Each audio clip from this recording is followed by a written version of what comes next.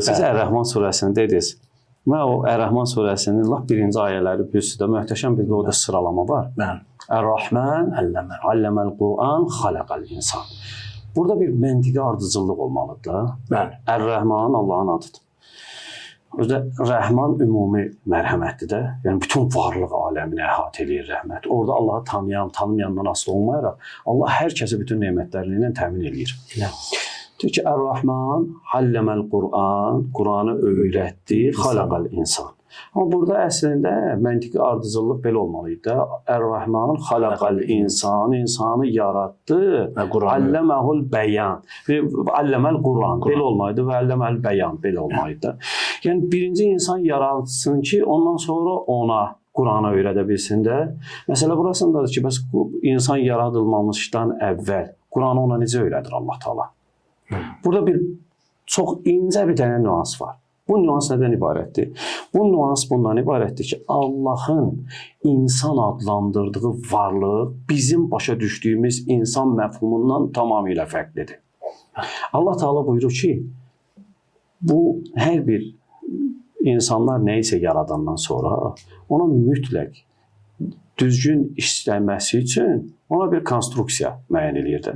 Bu konstruksiya üçün bir kitabça müəyyən eləyir. Yəni bu şəkildə işləyəndə artıq məsələn tutaq ki, smart funksiya ilə işləyən telefonlar, məsələn tutaq ki, paltar yuyan maşın. Paltar yuyan maşın tutaq ki, orada proqram qurub ki, filan yun paltarları bu dərəcə ilə yuyacaqsan, bu filan rəqəmdə quracaqsan, filan nə bilim qədər su buraxacaq, filan nə bilim. Ondan sonra nə bilim ipək paltarları, bu pambıqları, bu kətan, bu nə bilim nə. Hər birinin ayrı-ayrı funksiyaları var da. Yəni bunların əgər yerini dəyişsən, bu artıq yəni bir qədərdən sonra xarab olacaq da işləməyəcək. Ya da düzgün nəticə verməyəcək. Yəni bunlar hamısı bütün texnologiyaya aid, bütün smart, ağıllı texnologiyaların hamısına aiddir. Yəni konstruksiyaya uyğun gərək hərəkət eləsin. Konstruksiyaya uyğun hərəkət eləməsə bu sıradan çıxacaq, məhv olacaq. Məsələ burasında Allah Taala deyir ki, mən insanı yaratmışam və ona düzgün həyat tərzi öyrədirəm. Deyir ki, Ər-Rəhman alləməl Qur'an, xaləqəl insan. İnsanın yaradılışı Qur'anı öyrənəndən sonra başlayır. Nə qədər ki, Qur'anın həyatına uyğunlaşmayıb, Qur'anın qanunlarına uyğunlaşmayıb bunun həyatı, hələ insanlıq həyatı başlamır.